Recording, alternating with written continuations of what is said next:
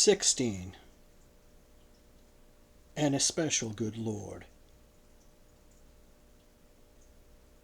By January 1484 it was widely believed, not only in England but in France also, that Richard III had murdered his nephews. The new French king, Charles VIII, was a minor, as Edward V had been, and his elder sister, Anne de Beaujeu, had been appointed regent.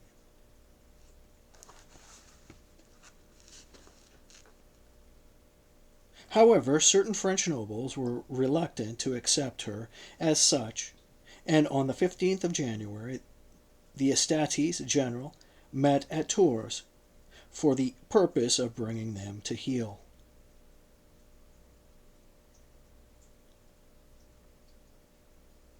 On the day that Guillaume de Rochefort, Chancellor of France, a grave and learned man, not given to flights of fancy, addressed the assembly, and these nobles in particular, warning them of the perils of a minority, reminding them of what happened in England. Look, I pray you, at the events that have taken place in the country since the death of King Edward. Think of his children, already big and strong, murdered with impunity, and the crown transferred to their murderer by the will of the people. Rochefort was obviously reminding the French government of what they already knew, and his statements may have been based not only on the gossip then infiltrating the court of Europe, but also on high-level intelligence that has not survived. It is also possible that he had spoken with Mancini, who is known to have been his friend. Mancini had stayed at Beaugency in December 1483, when Rochefort had been nearby on the king's business. It is likely that the two men met and that Mancini passed on what information he had about the princess. The subject was highly topical just then on account of the rumors seeping in from England. However, when Mancini wrote his account of Richard III's usurpation that December, he referred only to rumors current in London before mid-July 1483. Rochefort must therefore have had something more to go on, but it is notable that he assumed that the murder had taken place before Richard's accession. There is no doubt that he spoke with conviction, not only because he believed he was speaking the truth, but also because he welcomed the opportunity to vilify Richard III, who had been unpopular in France since he had advocated the revival of England's dynastic claims to that kingdom. In England, on the 23rd January 1484, the only Parliament of Richard III's reign met at Westminster and passed the Act of Settlement known as Titulus Regius, formally confirming the king's title to the crown. Its purpose was to remove all doubts and seditious language, and to quieten men's minds, but many were strongly critical of its legality. Croyland, a canon lawyer, himself wrote, "Although that lay court found itself unable to give a definition of his rights, since matrimonial law was at issue, this body of laymen was not qualified to pronounce on the matter. Nevertheless, even the stoutest were so swayed by fear that Parliament presumed to do so, took that power upon itself, and did so pronounce. The difficulty was that Parliament had no jurisdiction to determine the validity of Edward IV's marriage. Only an ecclesiastical court could do that. But the members were cowed into overturning all legal precedent for fear of the king's vengeance. After the act was passed, Edward, Prince of Wales, was recognized by Parliament as heir to the throne. The legislation passed by Richard III's Parliament was seen retrospectively as wise and beneficial. In 1525, Cardinal Wolsey was informed by the Lord Mayor of London that although the king did evil, yet in his time were many good acts made. Francis Bacon called Richard a good lawmaker, who legislated for the ease and solace of the common people. However, it is not known how far Richard was personally responsible for these laws, which provided for the first legal aid system in England, bail for the offenders, the reform of oppressive land tenure, laws, the regulation of qualifications for jury service, and the abolition of livery and maintenance practices, and the hated benevolences, the system whereby wealthy men were forced to make financial gifts to the crown. This last was a very popular measure enacted in response to public opinion, and Richard III may well have intended it to be a placatory measure to keep the magnates in check and boost public support of his own popularity.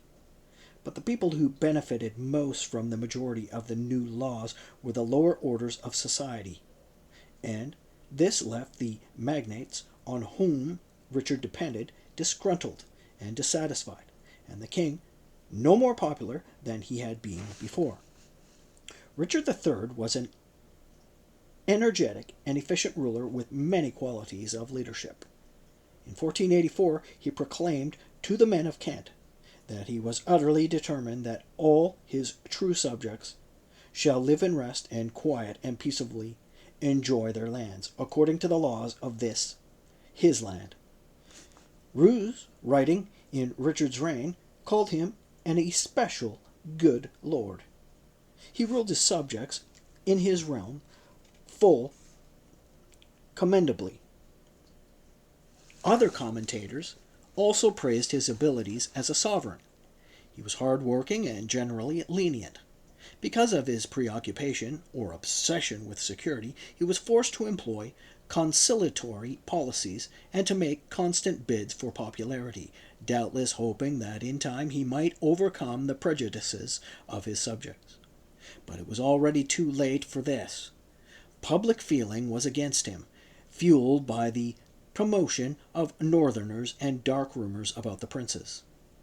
Men imputed a cynical motive to whatever he did, and late in 1484 he became even more unpopular when, short of money, he was obliged to extort forced loans from his wealthier subjects, which were equivalent to the benevolences he himself had declared illegal.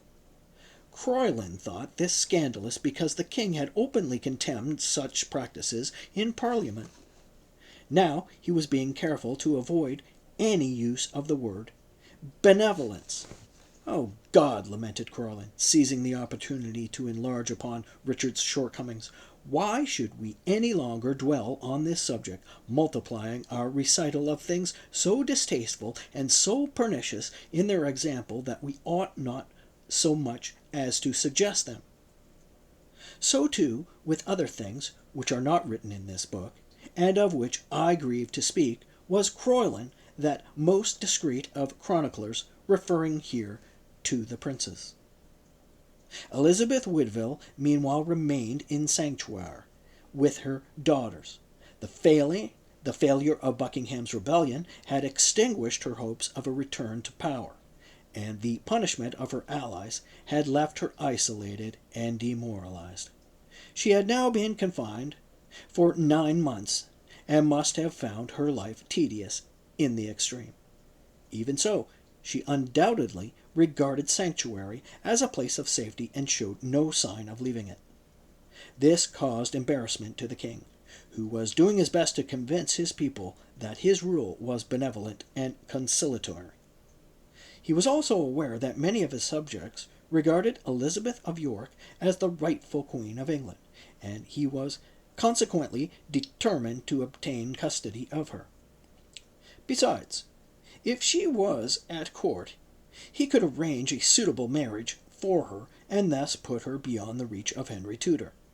Elizabeth Woodville's refusal to leave sanctuary was a constant thorn in Richard's side, and early in 1484 he made up his mind to do something about it.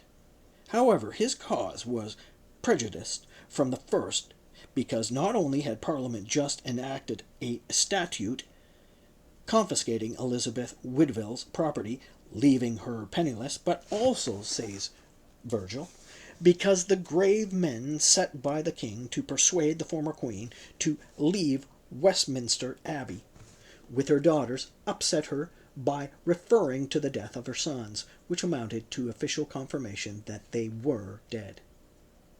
Croyland states that Richard's emissaries used frequent entreaties and threats and strongly solicited Elizabeth Woodville to comply with the king's wishes, while Roos says she was harassed by repeated intercessions and dire threats. It soon became alarmingly clear that the sanctuary could no longer be regarded as a place of refuge, since Richard would obviously not hesitate to use force to remove her and her daughters if she resisted him. This was the main reason why, in the end, the Queen agreed to compromise by sending her daughters from the sanctuary at Westminster to King Richard, but only, says Virgil, after being promised mountains by him, after she had shown signs of weakening. In striking such a bargain, she showed herself to be both a realist and a pragmatist. The revisionists constantly argued that Elizabeth Woodville would never have agreed to transfer her daughters into the care and control of the man who had murdered her sons. But this is exactly what she did do, knowing that he had not only done away with the princess, but had also murdered another of her sons, Sir Richard Grey, who had been executed without justification or a proper trial. The fact of the matter was that, in view of Richard's threats, Elizabeth had no choice but to surrender her daughters. Had she not agreed to do so, force would have been used to make her. While the king was still hoping for an amicable conclusion to the impasse, she seized her advantage and drove a hard bargain. Knowing that Richard was anxious to maintain his public image, she insisted that he swear a solemn public oath to protect and care for her daughters.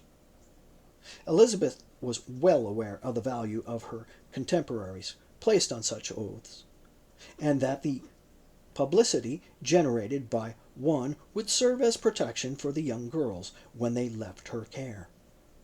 Richard agreed to take an oath, and he also offered Elizabeth a generous pension of 700 marks, which she accepted. Agreement was reached on all these matters by the end of February, and on the 1st of March the king summoned to Westminster his magnates and princes of the church, as well as the Lord Mayor and chief citizens of London, and in their presence placed his hand on sacred relics of the 4 evangelists, and swore the following oath: I, Richard, by the grace of God, King of England, etc., in the presence of my lords, spiritual and temporal, promise and swear on the word of the king that if the daughters of Dame Elizabeth Grey, late calling herself Queen of England, will come to me out of the sanctuary at Westminster, and be guided, ruled, and demeaned after me, then I shall see that they be in surety of their lives, and also not suffer any manner hurt by any manner person, nor any of them imprisoned within the Tower of London, or any other prison, but that I shall put them in honest place of good name and fame, and them honestly and courteously shall see to be entreated, and to have all things requisite and necessary as my kinswoman, and every one of them give in marriage to gentlemen born. And such gentlemen as shall hap to marry with them, I shall straitly charge, from time to time, lovingly to love and entreat them as their wives and my kinswomen, as they will avoid and eschew my displeasure. This oath was undoubtedly based on stipulations made by Elizabeth Woodville, and it proves that she was very suspicious indeed of Richard's motives. The reference to the Tower is significant without mentioning what had happened to the princes there.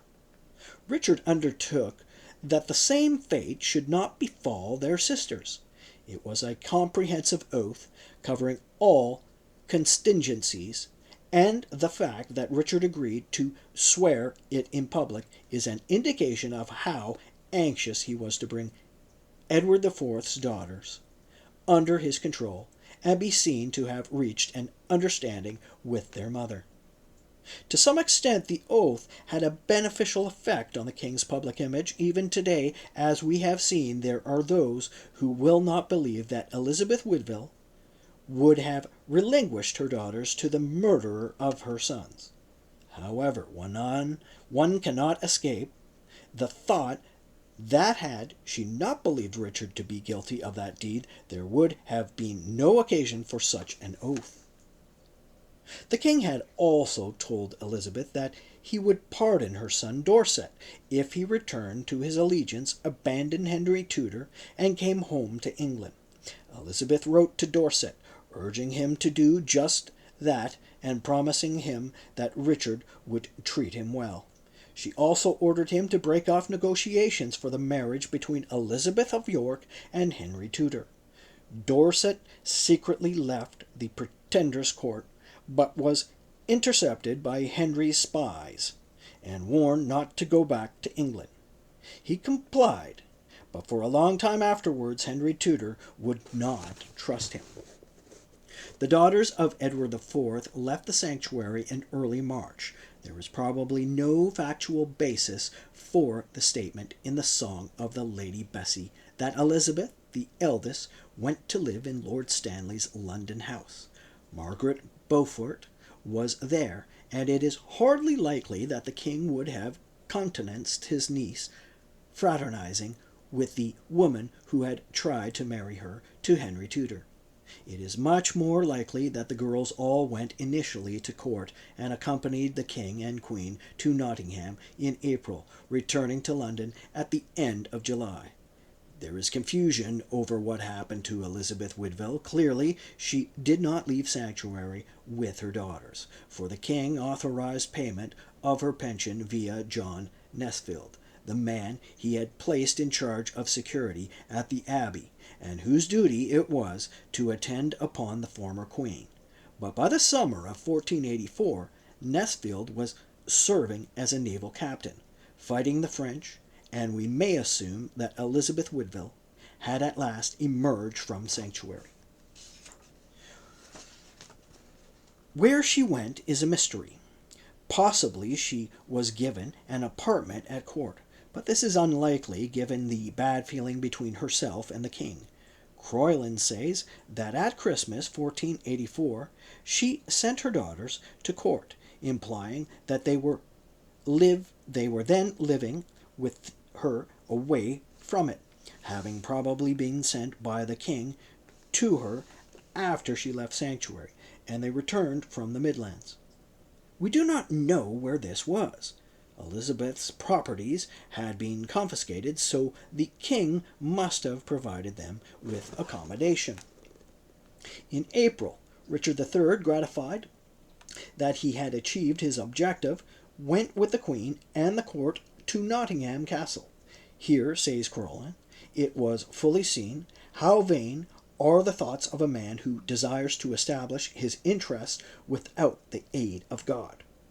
For the Prince of Wales, this only son of his, in whom all the hopes of the royal succession, fortified by so many oaths, were centered, was seized with an illness of but short duration. Dr. Saxon Barton suggested in the 1930s that this could have been appendicitis, because the prince, he alleged, suffered violent stomach pains, though no contemporary source for this evidence is quoted.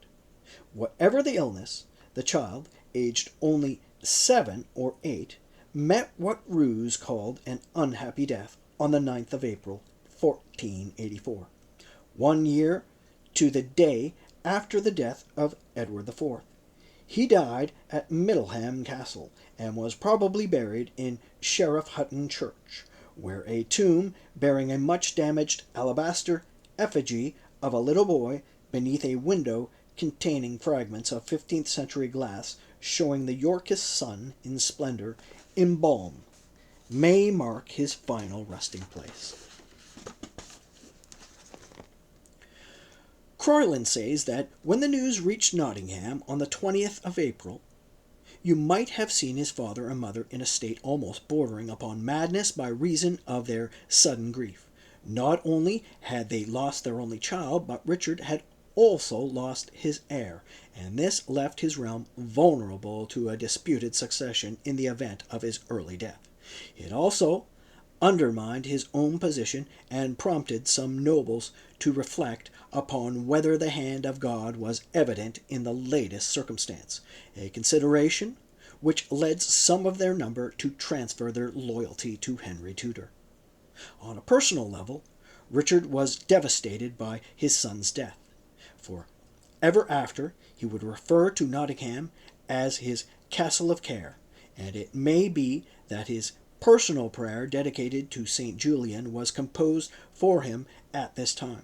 He may also have seen the death of his son as a judgment on him for murdering the princess, a predictable reaction in those superstitious times. Nothing else could have brought home to him more forcibly the extent of his guilt, a cross he had to bear alone. It has even been claimed by some modern writers that Richard was a little deranged after his son died, though there is no evidence to substantiate this. We cannot, of course, be certain that Richard himself saw the loss of his child as a divine punishment. Nevertheless, that is how the majority of his subjects viewed it. More says that when they heard of the Prince Edward's death, Englishmen declared that the imprecations of the agonized mother, Elizabeth Woodville, had been heard, and naturally the event provoked a fresh crop of rumors about the princess in the Tower. These rumors may also have been the consequence of the emergence from sanctuary of Edward IV's daughter, and some of them certainly filtered into England from the court of exiles surrounding Henry Tudor in Brittany. The Great Chronicle of London states that all the winter season the land was in good quiet. But after Easter, much whispering was among the people that the king had put the children of King Edward to death, of whom, as the men feared not openly to say that they were rid out of this world, but of their death's manner was many opinions, for some said they were murdered between two feather beds, some said they were drowned in Malmsey, and some said they were sticked with the venomous potion. But howsoever they were put to death, certain it was before that day they were departed this world, of which cruel deed Sir James Tyrrell was reported to be the doer. But others put that weight upon the old servant of King Richard's named. Here there is a blank space in the manuscript. In the margin, the chronicler has written two headings, Innocents and Death of the Innocents. The contents of this and other London chroniclers are a genuine record of the events of their time. Here, therefore, is confirmation that in April 1484 Tyrrell's involvement in the murder was known or suspected in the city of London. This section of the Great Chronicle covers the period ending in 1496, and it was written between then and 1501, at the latest, certainly before Tyrrell is said to have confessed to the murder and long before More wrote his history. The widespread rumors lost Richard III the hearts of the people once and for all. The Great Chronicle says that the More in number grudged so sore against the king for the death of the innocents, that as gladly would they have been French as to be under his subjection. To be French was the worst fate imaginable to an Englishman at the time. The Milanese ambassador recorded in 1496 that Richard's subjects abandoned him, taking the other side because he put to death his nephews to whom the kingdom belonged. Public feeling against Richard was not limited just to the lower and middle classes. Croyland says that the king fell in great hatred of the more part of the nobles of his realm, insomuch as such as before loved and praised him, and would have jeopardized life and goods with him if he had remained still protector, now murmured the grudged against him. Few or none favored his party, except it were for dread or the great gifts that they received of him.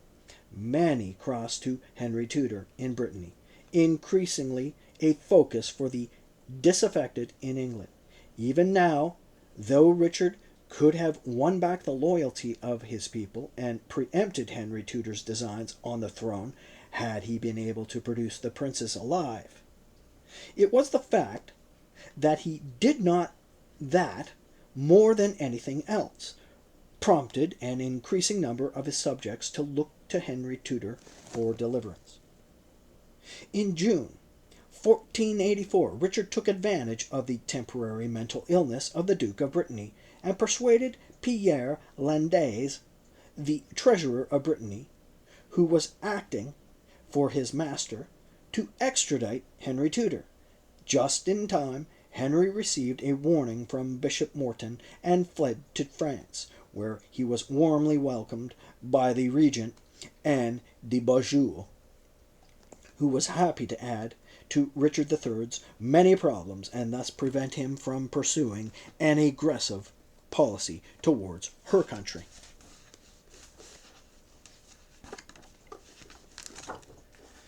Thwarted of his prey, Richard says Croyland took all necessary precautions for the defense of his party.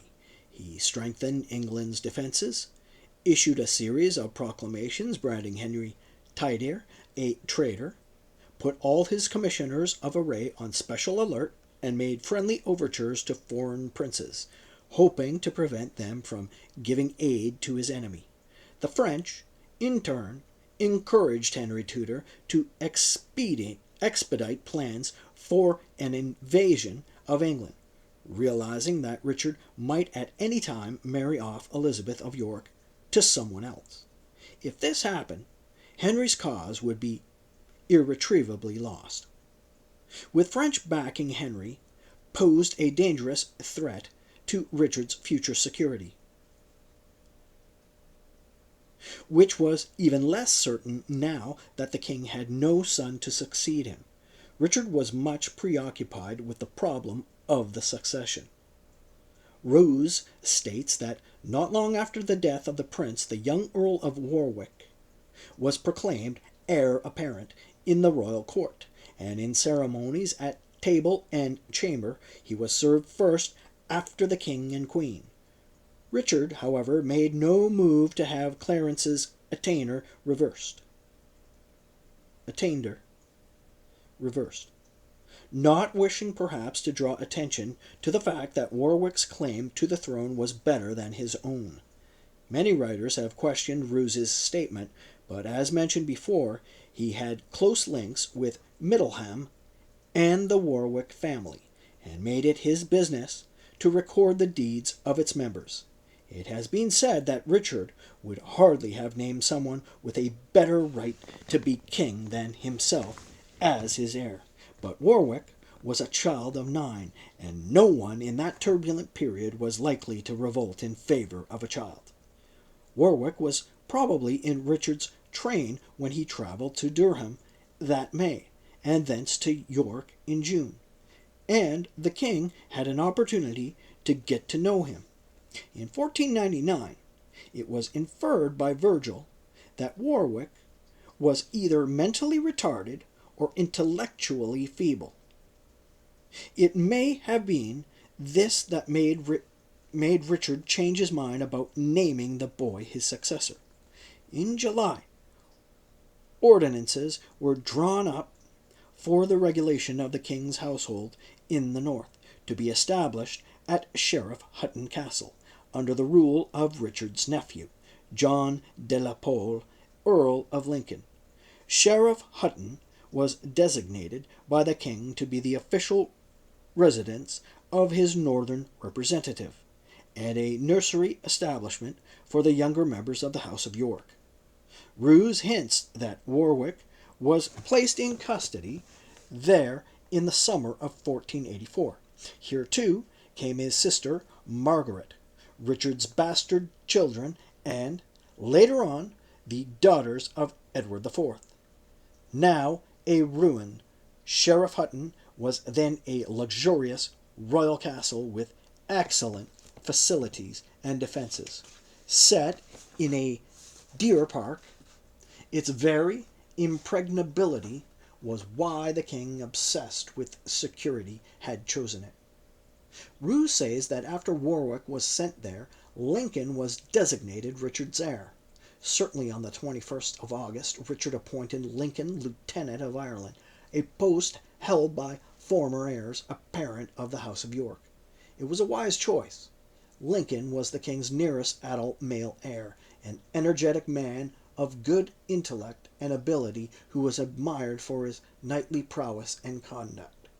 He had always been a loyal supporter of his uncle, and had in July been appointed president of the newly established Council of the North.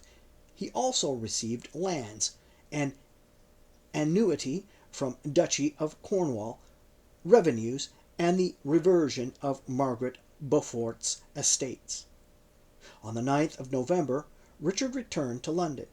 It was not a happy homecoming, for the Queen was unwell, and there remained the ever-present problem of Henry Tudor.